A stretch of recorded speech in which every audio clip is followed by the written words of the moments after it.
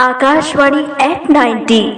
मैं विपिन शर्मा, जो कि छत्तीसगढ़ आर्मड फोर्स का एक जवान हूं और वर्तमान में मैं जिला दंतेवाड़ा में पोस्टेड हूं। आकाशवाणी के सभी श्रोताओं को मेरा सादर नमस्कार। बचपन से मैं भी आकाशवाणी का एक श्रोता रहा हूं और मुझे अच्छी तरह से याद है जब मेरी पहली पोस्टिंग 2002 में बस्तर के सुदूर जंगलों में हुई थी। तब वहां पर ना तो हमारे पास मोबाइल हुआ करता था और ना ही इंटरनेट, पर हमारे साथ एक चीज उस समय जरूर हुआ करती थी और वह था रेडियो। आकाशवाणी के माध्यम से हम सभी जवान अपने ज्ञानवर्धन और मनोरंजन के लिए इसका पूर्ण उपयोग करते थे। आकाशवाणी भारत की एक प्रमुख प्रसारण सेवा है। आकाशवाणी के 90 वर्ष के पूर्ण होने पर आकाशवाणी के रायगढ़ की सभी टीम को मेरी तरफ से हार्दिक बधाई और शुभकामनाएं। जय हिंद।